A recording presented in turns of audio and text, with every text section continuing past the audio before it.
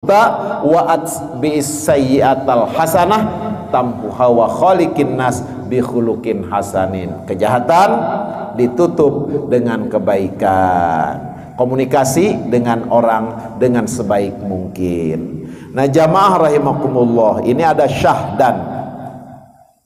Syahdan itu bahasa kita namanya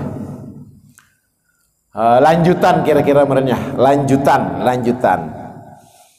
Kata Syekh Ibnu Athaillah rahimahullahu ta'ala di dalam kitab At-Tanwir fi Isqati Tadbir, i'lam annal ilma haitsu ma taqarrara fil kitabil azizi aw fi sunnati innamal muradu bihi al ilmun nafi alladzi tuqarinuhu al khasyatu wa taqtanifuhu al makhafatu. Nah, ini menurut Ibnu Athaillah di dalam kitabnya yang diterjemahkan ke dalam bahasa Melayu, artinya ketahui olehmu bahwasanya ilmu yang berulang-ulang sebutannya di dalam Quran yang maha mulia atau di dalam hadis Nabi sallallahu alaihi wasallam, hanya saja murad dengan dia itu yaitu ilmu yang memberi manfaat, yang menyertai akan dia takut akan Allah Ta'ala dan meliputi akan dia haibah akan Allah Ta'ala. Nah, ini translate atau terjemah dalam bahasa Melayu. Ini rada-rada belibet bahasa Melayu ya. Nih, artinya ketahui olehmu bahwasanya ilmu yang berulang-ulang sebutannya di dalam Quran yang maha mulia atau di dalam hadis Nabi SAW, hanya saja murad dengan dia itu yaitu ilmu yang memberi manfaat, yang menyertai akan dia takut akan Allah Ta'ala dan meliputi akan dia haibah akan Allah Ta'ala. Itu bahasanya kayak gitu. Tapi kalau bahasa Indonesia lebih enak sebetulnya. Apa bahasa Indonesianya? Ketahui oleh kita semua, kira-kira oleh kita semua harus diketahui bahwa sebutan ilmu yang berulang-ulang tuh di dalam Al-Quran atau hadis Nabi disebut tuh ilmu itu berulang-ulang di dalam Quran dan hadis. Itu yang dimaksud adalah ilmu yang bermanfaat. Jadi yang diulang-ulang di dalam Al-Quran atau diulang-ulang itu sebutan ilmu di dalam hadis, tolabul ilmi umpamanya yarfa'illahu ladzina utul ilma dan sebagainya, diulang-ulang tuh banyak disebutkan di dalam Quran dan hadis. Itu maksudnya adalah ilmu yang bermanfaat, yaitu ilmu yang menjadikan diri seseorang itu takut kepada Allah, dan ilmu yang menjadikan diri seseorang itu merasa diawasi terus oleh Allah. Nah, itulah ilmu yang dimaksud disebutkan di dalam Al-Quran, ilmu yang dimaksud disebutkan di dalam Al-Hadis, yaitu ilmu yang bermanfaat. Bukti kemanfaatannya adalah bahwa orang tersebut khosyah kepada Allahnya tinggi, merasa diawasi oleh Allah. Nah, itu ilmu yang bermanfaat. Itu menurut Syekh Ibnu Athaillah. Jadi ketika ilmu itu terap digunakan oleh orang, maka ilmu itu menjadikan orang tersebut takut kepada Allahnya tinggi.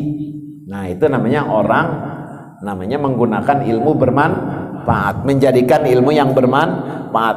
Kemudian orang tadi merasa mau di tempat ramai, apalagi di tempat sepi sekalipun, dia rasa diawasi Allah, rasa meliput al-muhit, taktanifihi itu meliputi rasa diawasi oleh Allah. Nah, itu ilmu yang manfaat. Nah, kalau kita di tempat ramai banyak orang, malu mungkin ya untuk berbuat tidak baik. Tapi kalau sendiri Nah, bagaimana tuh? Nah, kebanyakan orang ketika sendiri itu tidak merasa takut kepada Allah, ya. Kenapa disebutnya? Jelema tambah yang geus cokot. Jelema. Aisyah nu ngomong lain jelema. Eta masalah apa? Hayu geus cokot tah. Jelema ieu geura-geura mumpung jelema. Eta nu ngomong setan teh jelema masalahna. Gitu kadang-kadang begitu tuh. Jelema, ayo geura jelema. Eta nu ngomongna jurig meureun gitu. Nah, gitu. Nah, ilmu itu mengajarkan ke kita di ketika sepi ya, apalagi rame, di sendirian pun itu akan merasa diawasi Allah. Itu namanya ilmunya bermanfaat. Sehingga terjaga orang tersebut dari hal-hal yang dilarang oleh agama gitu. Contohnya contoh ya. Kerlempang ya, kerlempang eta aya duit 50.000 di jalan, kerlempang. Duit. Nah, kaget saeutik kan. Duit. Nah, kumaha ya cokot ulahnya. Mubazir ya mun tadi. Nah, gitu. Berdalil, innal mubazir kanu ikhwana syayatin. Mubazir itu temannya setan. Lamun tadi cokot, urang babaturan setan. Jadi cokot bae gitu. Eta keder menggunakan dalil tuh yang begitu mah gitu. Mubazirnya nah. Setan mah teu beukeun duit gitu. Jadi mulai mubazirna gitu. Jadi kudunya gimana? Kalaupun mau diambil, ambil tuh uang, masukin ke keropak masjid atas nama sedekah dia yang punya duit. Kita mah cuman menyelamatkan gitu. Itu boleh, silakan. Bukan sedekah kita. Wah, ini ada uang, ambil, asupkan ke keropak, niatkan sedekah orang yang uangnya jatuh. Rapih gitu. Jangan diinjak, udah diinjak celangak, cilinguk. Ya, ayo jelema wah, pugus ya jelema gitu. Kan biasanya kita ditincak lah pengalaman pan gitu. Ditincak terus cilak-cilek rehe. Terus ngaragakeun naon be na kantong. Nah, orang nyokot eta sakalian ngaragakeun eta. Pengalaman lagu lama. Eta film Dono tama nu kitu mah. Dono Indro Kasino. Nah, jadi kalau kita beragama hati-hati, meskipun itu nang nimu tetap nuleungitna can puguh melepas kepada apa harta bendanya gitu. Belum lama poho ngaranna ge, belum lama ada seminggu kali. Ada tamu ya ngamplopin, tebel amplopnya gitu. Nggak tahu sabaraha teh nyaho. Orang poho deh di tendena bangku apa na asukeun kana jaket poho orang langsung berangkat gitu. Nah, aya geus lah. Tanyakan ke majikan eta na bangku katinggalan teh aya, ya udah. Gitu. Ya udah, itu berarti rezeki orang lain gitu kan. Tadi tayangan di Korean. Ih, kemana ya terus ya geus eueuh mah geus pikiran-pikiran teuing gitu. Lamun teu biasa ngaguru teu naha teh pan gitu. Karena orang merasa lain duit urang nu batur. Kan lain duit urang teh mah duit batur. Ngan lewat tangan orang gitu ya, orang malum itu bisa duit batur lewat tangan orang. Jadi rezeki batur kan begitu. Bisa dibikin dari ka batur, bisa dipakai ke orang. Jadi enggak ada masalah gitu. Ini mah contoh pengalaman ya, contoh pengalaman. Jadi oleh pikiran ulang guys. Anggap saja itu rezeki orang lah melalui tangan kita, melalui badan kita, nggak ada masalah gitu kan. Kan poho eta diteun di mana gitu. Besingan kan batu nah ya udah. Berarti itu kita terselamatkan dari hal yang bukan milik kita, bukan bagian kita. Dengan cara itu kapohoan di mana boa, ragak di mana boa teh nyaho, itu artinya punya orang lain, bagian orang lain. Anu nimu, wah alhamdulillah, aja lumayan. Yang mulai beas gitu kan, pada 5 karung lah kira-kira begitu kan, lumayan gitu. Tapi buat kitanya biasakan, nggak ada masalah. Ini sebuah pengalaman ya, sebuah pengalaman. Sebab banyak rizki punya orang lain, tapi lewat kita. Udah lepas-lepas gitu. Jadi jangan sampai itu mengikat kepada diri kita. Jamaah rahimakumullah, sieun ka Allah di dalam kondisi rame apalagi sendiri itu adalah indikator ciri daripada ilmu yang bermanfaat. Sieun ka Allah sudah dijelaskan dulu bahwa dekatkan diri kita kepada Allah, buang yang mengotori hati kita, bersihkan yang mengotori hati kita, itu wujud dekat kepada Allah. Jadi dekat di dalam bahasa kepada Allah itu adalah artinya kita takut kepada Allah. Dalam bahasa itu kita harus mendekat, dekatkan rasa kita kepada Allah, itu artinya orang tadi takut kepada Allah. Sebab sudah dijelaskan bahwa ada model takut yang menghindar, ada yang takut mendekat. Kalau kepada Allah itu kita harus mendekat. Perwujudan mendekat itu rasa jiwa diawasi Allah, tidak dimanapun, ya, tidak di tempat ramai maupun tidak apalagi di tempat ramai, di tempat sepi sekalipun rasa diawasi Allah itu harus tertanam dalam hati. Nah, itulah orang yang ilmunya bermanfaat. Kemudian, dan kata Syekh Ibnu Ibad di dalam Syarah Hikam, ya, Ibnu Ibad ini Muhammad bin Ibrahim, ya, Muhammad Ibrahim, ya, dikenal dengan Ibnu Ibad, ya. Itu di dalam syarahnya menyampaikan i'lam annahu qad warada fil kitabi was sunnah min fadlil ilmi wal ulama'i ma la yukhsa kathruhu wa la yurja husulu dzalika illa liman sahhat min hunniyatu wa sihhatuha fi dzalika ay yakuna gharduhu, ini panjang nih, gharduhu fihi taliba mardhatillahi. Ini cetakannya rusak nih, punya saya apa? Fihi apa itu?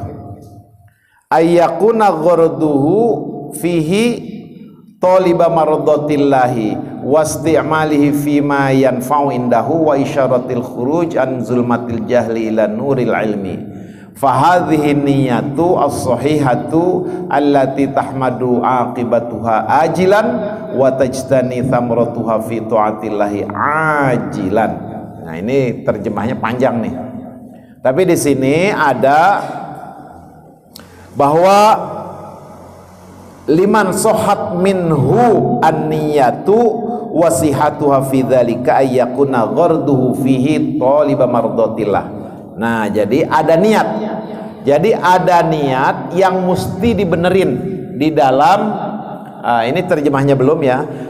Nanti saya akan jelaskan niat yang lurus, ya, yang baik itu seperti dijelaskan di dalam syair, ya, ulama yang menyatakan bahwa ada 7 perkara yang harus diperhatikan, 7 permasalahan yang harus kita perhatikan di dalam masalah niat. Itu 7, yaitu haqiqatun, hukmun, mahallun wa zaman, kaifiyatun, syartun wa maqsudun hasan. Jadi haqiqatun, hukmun, mahallun wa zaman, kaifiyatun, syartun wa maqsudun hasan. Ada 7 di dalam teknis niat yang baik. Pertama, haqiqatun, hakikat niat. Naon tah esensi niat, ya. Gimana hakikat niat, ya. Kemudian apa, haqiqatun, hukmun, hukum niat bagaimana.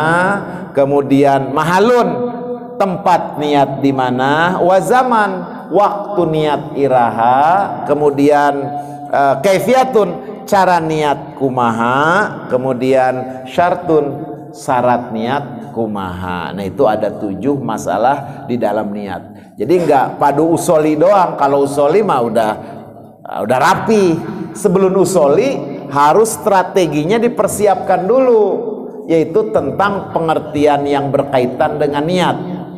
Jadi disebutnya fima yata'allaqu bihin niyah, sesuatu yang berkorelasi, berhubungan dengan niat. Itu harus diperhatikan dulu sebelum niat. Maka ini pengetahuan ini penting buat kita, jangan sampai salah di dalam niat. Maka ada 7 perkara, yaitu haqiqatun, bagaimana hakikat niat. Esensi niat kumaha? Esensi niat dalam mazhab Syafi'i adalah an-niyatu qasdus syai' muqtaronan bi fi'lihi. Tuh, jadi niat itu beda dengan rencana atau azam, planning. Niat itu qasdus syai'i muqtaronan bi fi'lihi. Jadi kita melakukan sesuatu berbarengan gitu. Kita punya rencana melakukan sesuatu berbarengan dengan sesuatu tadi. Berbarengan. Nah, itu namanya muqtaronan bi fi'lihi, dibarengi dengan pagaweana. Maka niat wudu bukan dari rumah. Meskipun mau ke kolam itu niat mau wudu, menurut mazhab Syafi'i itu nanti ketika kita nyiduk cai, ya, ketika kita nyiduk cai ke muka, karena awal wudu itu muka dibasuh. Nah, kocok-kocoknya itu termasuk sunnah. Tetapi di kita sudah talafuz biniyah kadang-kadang ya, lagi kocok-kocok sudah nawaitu ya, sudah ngomong nawaitu lagi kocok-kocok. Tapi tepatnya hakikatnya adalah ketika air datang ke muka, ciduk, air datang ke muka, nawaitul gusla gitu. Irofil hadasil asghar umpamana. Jadi pas cai karena muka itu di situ ada niat. Itu muqtaronan bi fi'lihi. Kenapa? Karena wudu itu awalnya bukan kocok-kocok, tetapi datang cai fagsilu wujuhakum, tadi dinya niat. Tapi untuk membantu niat, ulama memberikan warning awalan dulu, pertama-tama heula. Jadi sebutkan heula nawaitu rofal hadasil asghar, lagi kocok-kocok tuh umpamanya bismillah Allahumma bacaan apa, Allahumma fadz yadayya mimma asika kuliha, bacaan-bacaan itu. Nah, itu adalah membantu untuk lurusnya nawaitul gusla di hati ketika air sampai ke muka gitu. Itu udah dibahaslah setiap mingguan oleh guru-guru kita.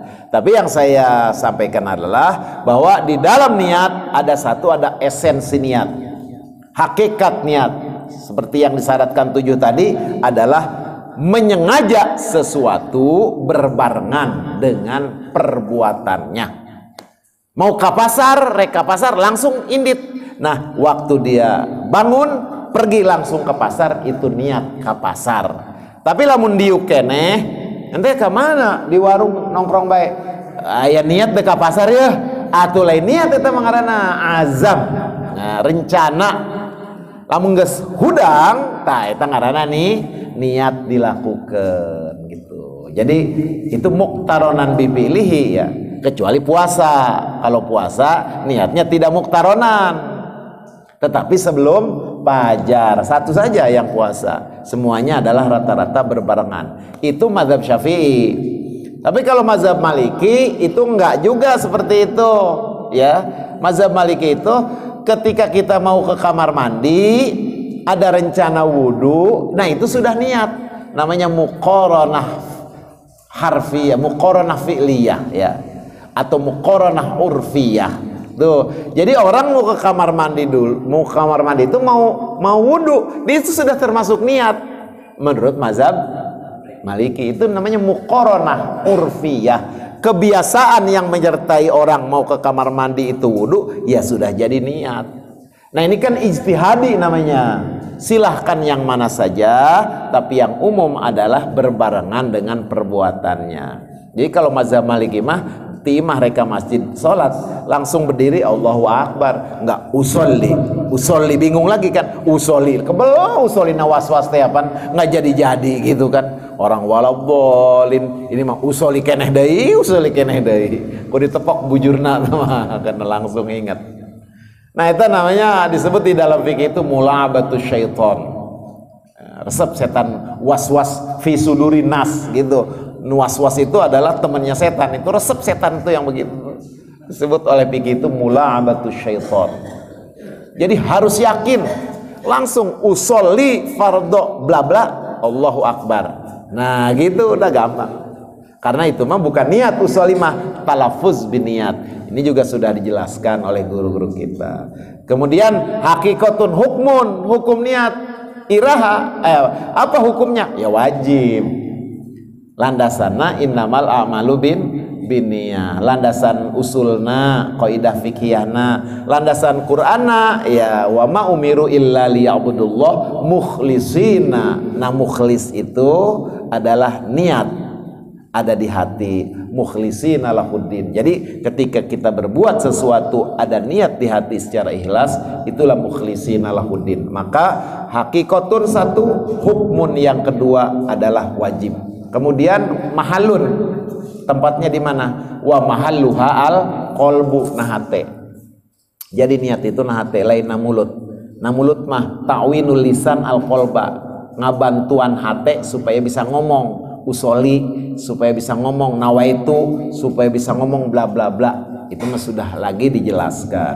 Zaman wa zaman, irah waktunya niat ya awalul ibadah. Pertama kita beribadah itu hakikatun hukmun mahalun wa zaman. Masa niat itu kapan? Awalul ibadah. Kecuali tadi puasa. Puasa mah sebelum subuh niatnya. Puasa itu kan awalnya subuh ya. Jadi boleh makan malam ya subuh ya sudah dilarang. Tapi niatnya sebelum subuh. Tinggal masalah subuh dan imsak itu yang menjadi ihtilaf di kita. Kadang-kadang imsak itu disebut subuh di kita mah umumnya. Jadi sudah tidak boleh makan minum. Udah imsak 15 menit lagi udah dibura-burakeun kabeh teh. Belum imsak mah masih 2 piring lagi boleh menang gitu. Imsak 2 piring lagi masih boleh itu imsak. Tapi ya tetap aja kudu bersih nanti pas datang subuh, karena waktu subuh itu nggak jelas ya. Nggak jelas, orang jangan pernah nempo pajar sodik di ditunya, pajar kajibnya di mana, pajar sodiknya di mana. Jadi penentuan subuh di masjid. Jadi hebat banget itu yang gebuk, yang ajan itu Bang Edi ya apa sih anu ajan tah. Berarti penentu waktu subuh, hebat itu. Kabeh sata manggungan nurut, blegur ka bedug udah nurut kabeh ke subuh. Padahal mah belum tentu gitu kan subuh can. Iya belum tentu gitu. Akhirnya buka ge sama ya. Mun geus bedug, ya maghrib. Padahal mah belum tentu gitu. Tapi itulah hebatnya bedug di urang, keramat gitu kan. Sekali jeger langsung kabeh geus buka. Makanya kadang-kadang anu beda jam nampaknya. Di dia mah geus bedug, di ditu mancan di kidul. Di urang geus buka di gitu. Nah itulah pikih mah begitu. Enggak apa-apa, enggak usah dipeributin. Mau tipayun mangga gitu, ti belakang mangga gitu kan. Yang penting jamnya itu sesuai sudah dengan yang lebih tepat, yaitu model radio, model TV itu pasti karena dia mah the time is money kan, semenit itu adalah duit gitu. Jadi lebih tepat di dalam mengukur waktu gitu. TV, radio tidak ada yang kelewat dia mah. Kenapa? Iklan di dalam beberapa detik itu bisa 200-300 juta. 30 detik tek tek tek tek tek 200 juta gitu iklan-iklan. Jadi menit itu duit semuanya di TV dan di radio. Di orang mah kan ngambai, geus jam-jam ge duitan. Aduh di orang mah. Ngaran age di lembur ya enggak gitu. Manajemen di lembur. Kalau manajemen orang mah itu setiap detik duit gitu. Al waktu kasep bahasa Arabna. Ilm takto kotoak. Waktu bagaikan pedang. Kita dipakai melibas lehermu sendiri kira-kira gitu. Namun cek jelema itu the time is money padahal waktu adalah uang. Betul. 1 detik itu adalah duit. 1 detik duit. 30 detik 200 juta. Iklan kan iklan di TV kan sebentar-sebentarnya. Itu ratusan juta bayarnya. Dulu yang almarhum Oskadon pancen oye saha tah? Dalang itu kan 200 juta. Akhirnya dalang-dalang yang lain rada-rada ini kan nggak setuju karena dia pedalang kok jadi tukang iklan gitu. Banyaklah sengketa-sengketa itu urusan-urusan duit deh, lagi-lagi urusan duit kan. Iya, nah itu permasalahan. Itu waktu tuh lebih tepat di sana, di radio atau di TV gitu. Dulu saya lagi belajar tahun 80 tilu, itu ada di Cimanggis, itu mungkin ada orang Cimanggis ini, Ciputat, Cipayung, itu ada namanya Kong Daiman, udah 125 tahun. Tahun 80 tilu. Ada yang nggak lahir dan belum, nggak usah ikut-ikutan. 80 tilu itu Kong Daiman itu suka bawa radio ke masjidnya. Radio yang di setelnya itu radio At-Tahiriyah yang ada itu, yang ada waktu-waktu itu kan. Radio At-Tahiriyah dibawa di setel radio At-Tahiriyah itu di Cimanggis itu. Saya dengerin pas ke masjid anak santri itu Kong Daiman bawa radio terus di setel, terus tarhim segala di setel di toa diasupkan gitu. Itu luar biasa itu. Aki-aki zaman jebot mengukur waktu nggak ngarang kira-kira, kan luar biasa itu. Kalau di kita masa kahayang nah muter-muter eta kayak anu ka masjidna saha dicolok eta na kena cepet waktuna. Jadi itu ketepatan waktu itu luar biasa itu. Ada namanya Kong Daiman. Gitu. Kong Daiman itu di Cimanggis tuh, Jalan Gang Nangka tuh sebelum ke Pasar Ciputat sebelah kanan tuh ada Masjid Ar-Riyad namanya, masjid besar. Jadi itu aki-aki bawa radio setiap mau subuh juga ayo mau radio, mau maghrib mau radio. Jadi penentunya itu. Jadi dari radio itu ditulis disiarkan gitu. Itu radionya radio At-Tahiriyah, radio Asy-Syafi'iyah gitu Nah, jamaah rahimakumullah, ini zaman kapan? Awalul ibadah. Kemudian wa kaifiyatun, tata cara niat gimana? Ya takhtalifu biikhtilafil asbab, berbeda-beda sesuai sebabnya. Atau niat sholat, niat zakat, niat haji, niat puasa berbeda-beda. Niat puasa, niat haji, niat sedekah, niat infak dan sebagainya berbeda-beda. Nah, itu namanya kaifiyatun. Syartun, yang terakhir syarat. Jadi harus tahu syarat niat itu apa. Islamun nawi, jadi kudu jelema Islam anu niatna, karena yang dikerjakannya ibadah maka nu niatnya kudu Islam gitu jelema. Islamun nawi itu. Kemudian di samping itu dia bisa membedakan apa yang diniatkan sunnah wajib, nah gitu kan, apa hal yang sunnah atau hal yang wajib. Kemudian niatnya harus mantep, tidak boleh niat itu campur ragu. Kalau sholat niatnya ragu nggak sah semuanya, karena niatnya kurang mantep. Maka keraguan di dalam niat tidak bisa ditambal, melainkan harus diulang. Ini juga sudah dijelaskan di pengajian-pengajian. Kecuali ragu di dalam rokaat, itu ditambal boleh, sholatnya nggak usah dibatalin gitu.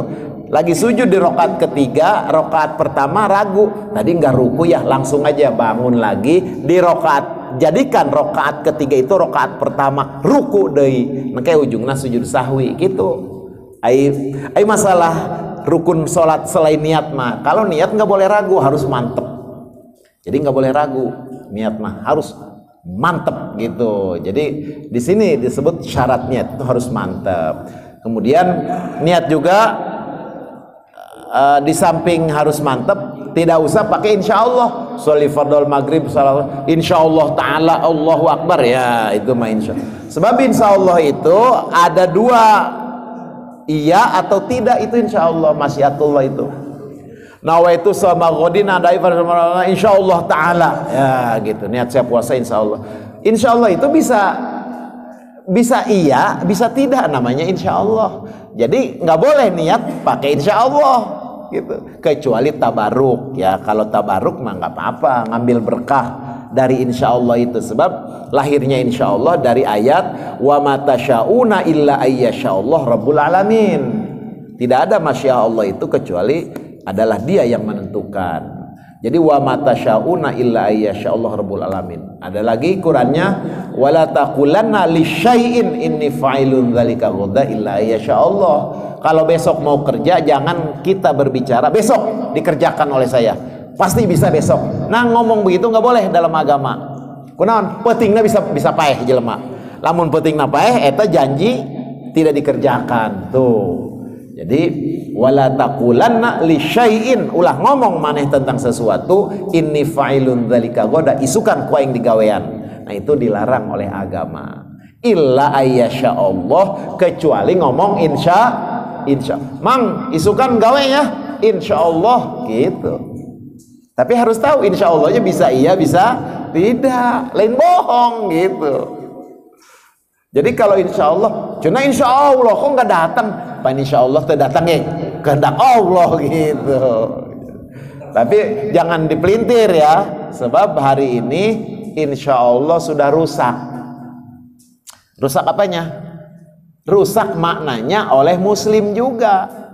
Insya Allah itu bisa iya, bisa tidak. Tapi rata-rata orang yang nggak mau datang alias tidak ngomongnya insya Allah. Datang isukannya insya Allah. Wah nggak mau datang sama gitu.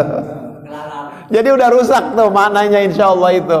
Padahal mah datangnya insya Allah gitu. Tapi semuanya itu ya diserahkan lagi kepada niat awal. Tadi masyiatullah bersama kita, mau pilih iya atau tidak itu adalah insya Allah. Yang terakhir, hakikatun hukmun mahalun wa zaman kaifiyatun syartun. Syaratnya tadi Islam harus yakin, tidak boleh pakai insya Allah kecuali tabaruk. Wa maksudun, maksud. Nah ini terakhir, maksudun hasan artinya apa?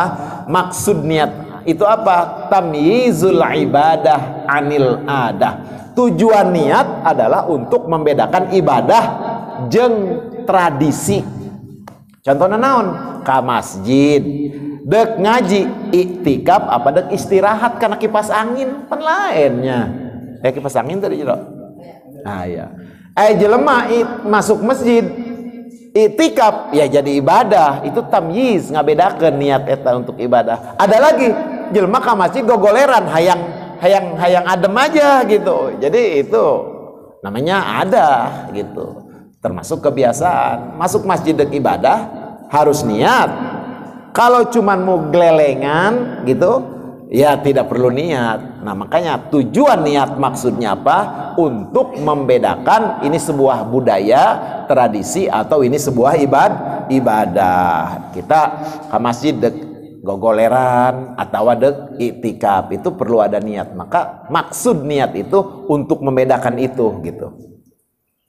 Atau maksud niat itu untuk membedakan mana fardu, mana sunnah gitu. Mana yang fardu, mana yang sunnah. Nah niat itu tujuannya untuk itu.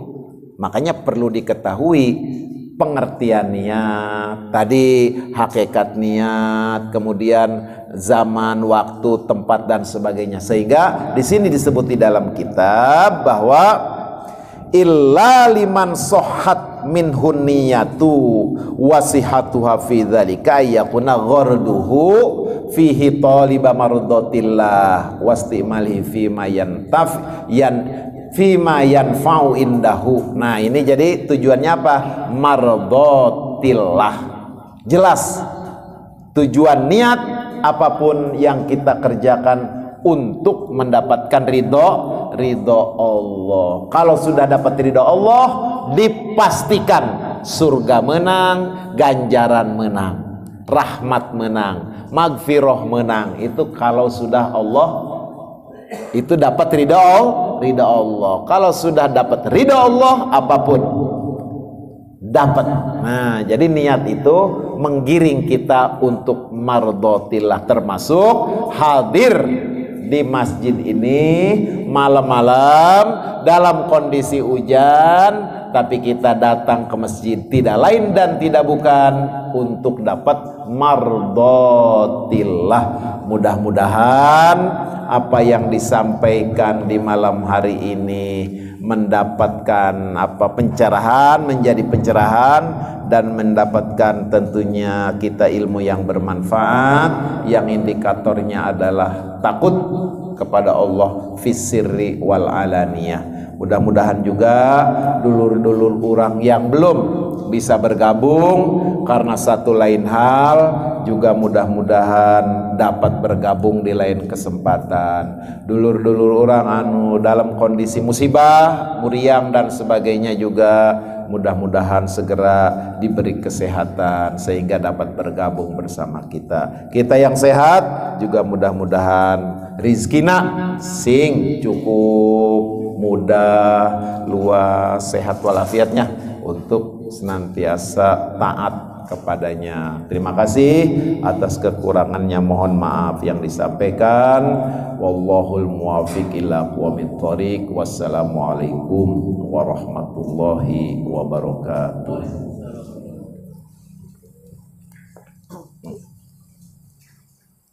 Alhamdulillah.